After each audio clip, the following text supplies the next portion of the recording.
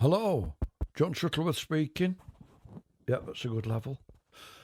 You join me with some very exciting news in the air.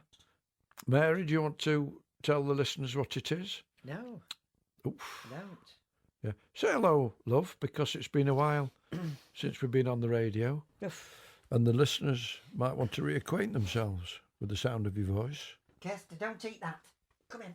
Oof. Go into the kitchen. Yeah. Good girl. I think we'll rejoin you after the introductory music, because I'm still in my pyjamas anyway. You know, it's quite early in the day.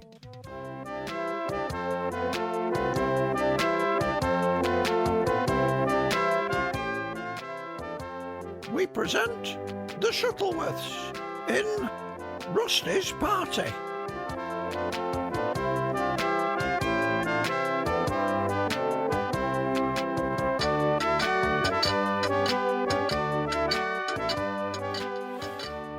It's about an hour later now, and I'm fully dressed, you'll be pleased to hear. Thanks to the wonders of the pause button, I was able to suspend recording, but we're back on air now, and I'm on my own in the lounge. Talk of the devil, Mary's come back. I thought What? you'd... What? Well, I don't know where you were, Mary. Where were you? I was in the kitchen. Oh, Why'd you ask?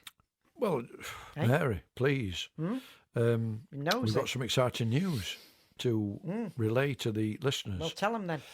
Did you have a coffee in the kitchen, love? Oof. Using the machine Yes. that takes the pod? I did. Because we've got one of them new machines that has a pod. With the pod.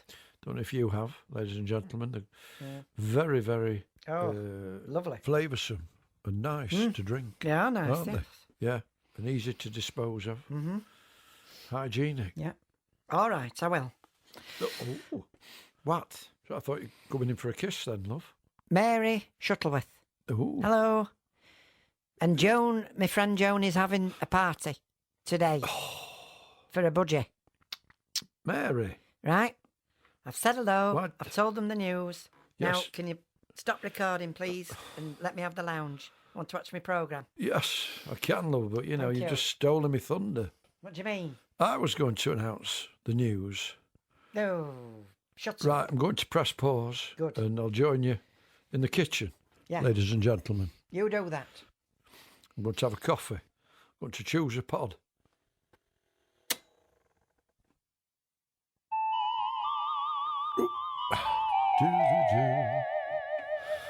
There's a fantastic advantage in having to come to the kitchen, which I didn't realise. My organ is already here and it's all ready to play. Oh. What Mary didn't tell you was that the budgie is called Rusty. And Joan used to have a budgie called Les, but he passed away. So during the lockdown, Joan bought another budgie for company. But she's concerned for his mental well-being because Rusty's not settling in. He doesn't sing, he doesn't talk to Joan, and this is the reason for the party. Joan believes that a shindig will dispel the spirit of Les that could be inhibiting Rusty from settling in. So, you'll be coming along with me, I hope. I'll be taking the tape recorder. That's later on. But right now, if I may, I'd like to play a new song. Style 63, which is Mambo 3. Oh, just better turn it down a little bit because I don't want to disturb Mary. No, I can turn it up. She's only watching the Craft Channel, you know. This is more important. I'm proud to say I once did own a pumice stone. It had no rope attached as some pumice stones do, not this one.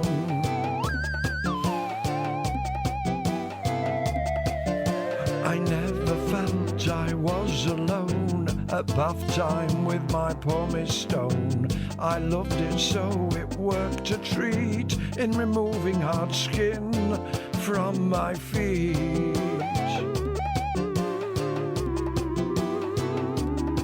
Oh, many a night I'd sit and gaze upon my pumice stone as I bathed.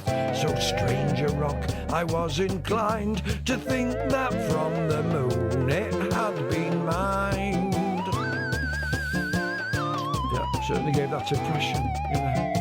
But constant use wore it away. It became a smaller stone each day, and so was easier to lose among all my wife's various shampoos.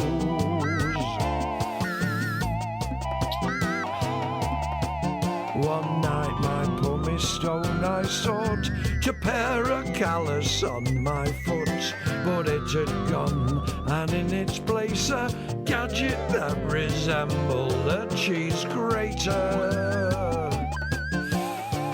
Yeah, afraid so. But I'm proud to say I once did own a pumice stone. Although it's gone, I hope that soon it will land safely back on the moon. Oh, let's hope so anyway.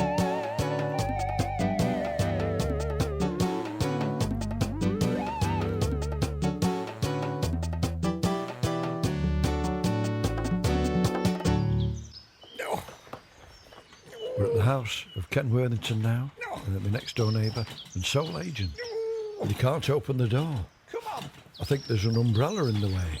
Oh, Can I suggest you stow that safely in a rack, Ken? yes, I do, John. Oof, yeah, fine. it's one of those big black ones. Oh. You could fly away, Ken, you know, in a gale with that one. Yes. Mind you, you don't want a little dainty one like young ladies have. No, I don't. So I'm sure it's the right one for you. Yes, it is. Now, what do you want, John? Oof. Because, I'm in the middle of some paperwork. Are you? And that no doubt will include working out petrol money for yours truly, for recent bookings at the hospice. No, because you've not had any bookings, John. No, And there are no imminent engagements, no. I'm afraid. Right. Well, I've got a new song to play you, Ken, which will hopefully change that. Oh, yes, I see you got your organ under your arm. Yes, but if you're too busy, I'll come back another time. Well, I suppose now is an opportune moment to have a mid-morning Malibu. Oh, Come on in, John. yes, I will. Thanks, Ken.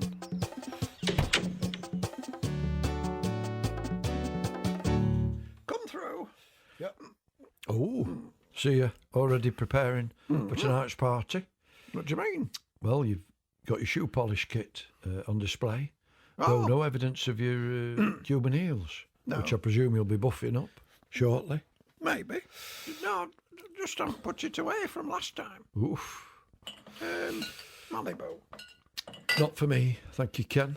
No? Just had a coffee made with the pod. No. Your office is in a state of disarray, if you don't mind me saying, Ken. No, I don't. It needs tidying, John.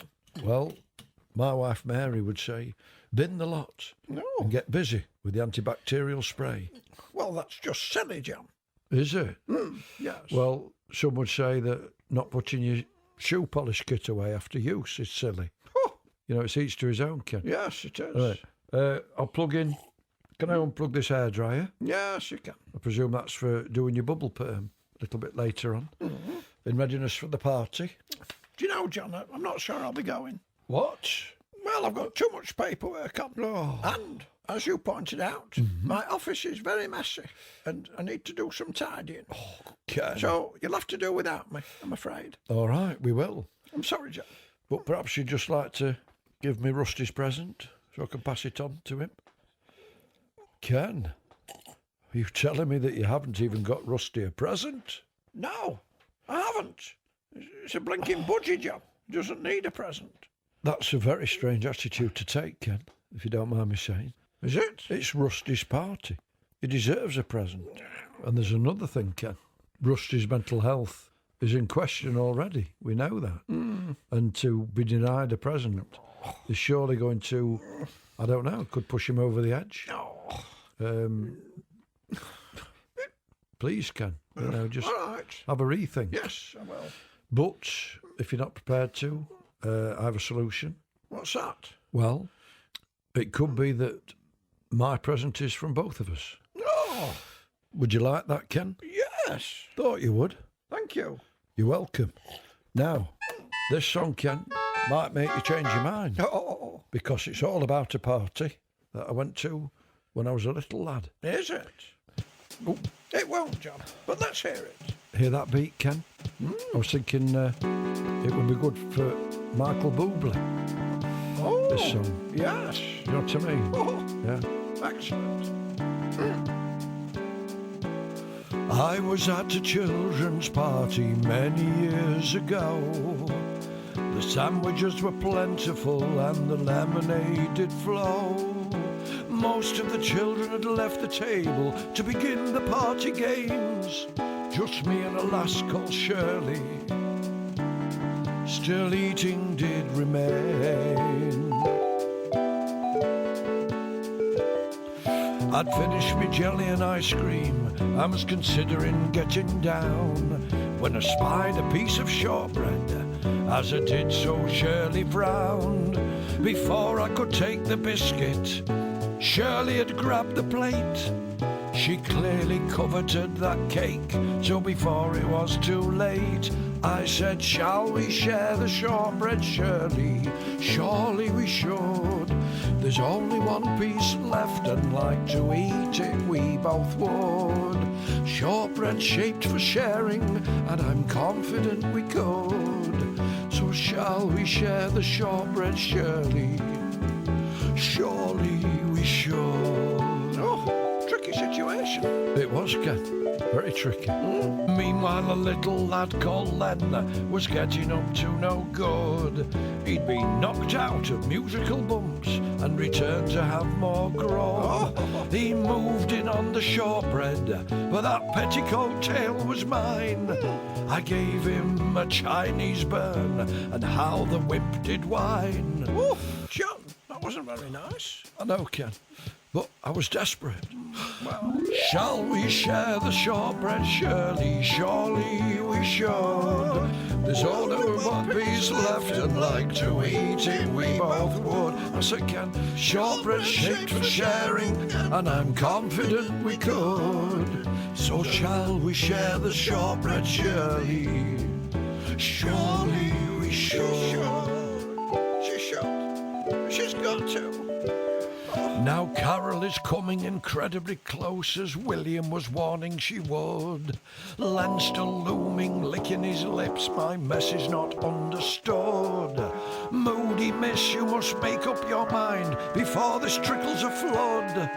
So shall we share the shortbread, Shirley? Surely she would. Oh, shall we share a shortbread, Shirley? Surely we should. There's only one piece left and like to eat it we both would. But hang on, Shirley, look at the shortbread. It's caked in mud. Mud? Well, it seemed to be, Ken. So what did Shirley do? Shirley shivered and said you can shove it. And greedy guts giggled, oh, good. Yep, I got the shortbread to myself, Ken. And it wasn't covered in mud. Oh? While Shirley wasn't looking, I'd smeared on some potted meat from an abandoned sandwich. Oh, I see. It tasted good. Yes. Yes, like a traditional sweetbread, Ken. You know. Oh, yes. Oh, lovely. John, Yes. I've decided I'd like to come to Rusty's party. Oh, that's fantastic news, Ken. I left Ken's house in an ecstatic mood, knowing that Ken would now be accompanying me and Mary to Rusty's party. However, a few minutes later there was a knock on the door. It was Ken Worthington with some dreadful news. I'm sorry, John. When I resumed my paperwork, I consulted my diary. Yes. And I realised that I've double booked. Today is the day of Bobby Davro's barbecue. You've been invited to Bobby Davro's barbecue? Yes, I have. Ken, this completely trumps a party with a budget, doesn't it? The listeners are going to feel ripped off, knowing that they're missing out on a barbecue with Bobby Davro. Well, I know I've not been invited, but, perhaps you can take me along. I couldn't do that, John. With all due respect, you weren't invited. No. I was furious with Ken and with myself for abandoning all thoughts of Rusty's party. But can you blame me? With the prospect of such celebrities as, what's his name? You know, off the chase. Bradley Walsh, he might have been there. And Les Dennis, Bonnie Langford, and countless more.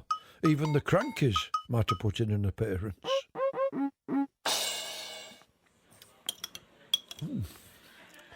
I'm at the garden centre now, listeners. Just enjoying a very pleasant bowl of soup and a crusty cob. The only downside is that there's a little tree right above my head, and there's a danger that bugs and detritus could fall into my soup. This is what I don't understand about garden centres. They're still trying to push the plants. Don't they realise that people just want the cafe? Anyway, I've given myself a good talking to, and I've realised that it's foolish to want to go to Bobby Davro's barbecue. I wasn't invited, as Ken made clear, and all my focus is now back on Rusty's party and ensuring that he has a fantastic time, you know. Oof, there is something that's gone into my soup from the tree. Actually, no, that might just be a little piece of bread that was jettisoned from my mouth while I was talking. Right, well, I'm going to press pause again, and I'll join you shortly at Joan's house, where I'm off to now, to see if my assistance is required ahead of the guest's arrival.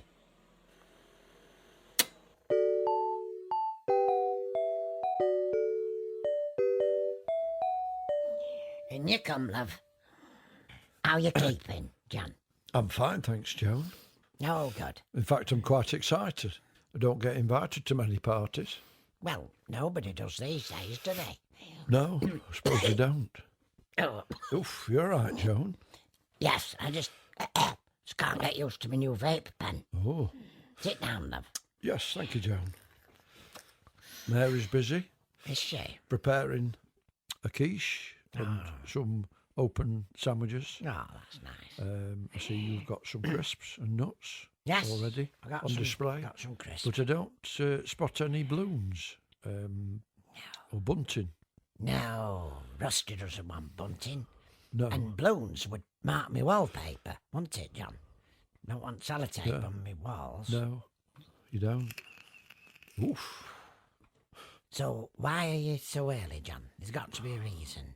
Well, Joan, just as I would turn up early at the St John's ambulance rooms prior to doing a live performance in order to set up the trestle table, Oh, yes. fill up the tea urn, having first moved it to its destination, because obviously you don't move a tea urn full of water. You move No, it first and then you fill That's it up right, of course you do, yes. and plug it in, you know. Yes. Go on. You know, I've just come to help out, Joan, if there's any large items of furniture that you need moving. Some chairs bringing from upstairs. Upstairs. You know, I'm available, Joan. Oh, you love. If only. How is the... well, it's not his birthday, is it? I was going to say the No. birthday boy, but... Rusty, is he? It's fine. Hello. All right. Come back, John. He seems a bit happier, Joan, than when I last saw him. More at home. Maybe the spirit of Les has already been dispelled. No, it never can be. Oh, Les will always be here. yes. I don't like this budgie much, to be honest. Oof, Well, I don't. Joan. Sickly. He just sits in his cage looking at me. You know, Les was so full of life. Well, So, surely all the more reason to be throwing a party for him, Joan. no, And you can circulate, as you have to at a party, and make a point of spending plenty of time with Rusty. I shan't. Oof, No, I just want to get drunk tonight, John. Joan, you're being recorded, you know. I don't care. It's been a hard couple of years, John, you know. And I've missed my X-ray. I have. Yes, Joan, you, by that can just explain to the listeners Go on. that Joan doesn't mean you're not missed a hospital appointment, have you? I don't think so. By missing your X-ray, you just mean Have I? your ex who was called You've Ray. got me worried now, John. I'm going to check. Yeah. Obviously, Joan just means her former partner was called Ray, and she's missed him. No. Joan, what's up? I'm going to have to dash, John. Yes. I'm late for my appointment. Oh, You can stay here if you like. yes. Take care, Joan. Yes. All right, then. Hope it all goes well. Oof. Perhaps Joan has a serious illness, and this could explain her emotional detachment from Rusty. Hey, he's woken up. Hello, Les. Sorry, Rusty. Oof, he didn't like that, did he? Been called the wrong name. No, you're Rusty. And you've dispelled the spirit of Les, because you're not sickly. Joan's wrong. You're full of life. You're looking forward to your party. So am I, Rusty. Though, you know, it's a shame we're both missing Bobby Davro's barbecue. But you don't seem to mind. So I won't either. Right, better press pause again, and we'll join you when the party is in full swing. You rejoin us with the wonderful news that Joan Chitty is not gravely ill. Her appointment was not at the hospital. It was at the nail bar. And that's where she is now, with the nail technician. Mary passed her It's all right for some, isn't it? on her way here.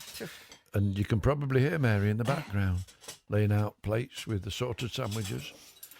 Rusty is having a well-deserved nap, which is probably a good idea, because the party guests will be arriving shortly. Will they? That will not include Ken Worthington, of course, who by now will be hobnobbing with Bobby Davro. Yeah. And who knows, Linda Nolan could have been invited. Ooh. And Graham Norton might be there. No, he won't be there. Not Graham, no. She's here. Oh. Joe. Oh, Oh. Ken. Hello, Ken. Hello, Mary. Why aren't you at Bobby Davro's barbecue? Because it was 18 years ago. Pardon? You what? I was looking at the wrong diary. Oh. As John may have told you, Mary, my office is in a state of some disorder. And I've got all my desk diaries piled up, and I got confused. I looked at the wrong one. Oh, dear. But it was so long ago that I'd forgotten all about it. And the fact that in the end I didn't go for a reason. What reason? The same reason that I've forgotten about today. When I looked at the invitation, if I'd remembered, I would never have considered going today. Even though the barbecue wasn't today, it was 18 years ago. Though I suppose it's possible Bobby might have had a barbecue today. But if so, No. I wasn't invited. Look. Hey. And if I had been, I wouldn't have gone anyway. Once I'd remembered the reason why I didn't attend 18 years ago. Ken, you want a drink? Yes, please, Mary. Sit down, Ken. Yes, I will. Have one of Mary's sandwiches. Oh, thank you. Actually, no, Ken, wait. Why? Well, till you finish your story. Because it's difficult enough to follow Yes. without, Yes, I suppose. a sandwich in your mouth. Is that fair enough, Ken? Yes, it is. Yeah, Yeah. come on.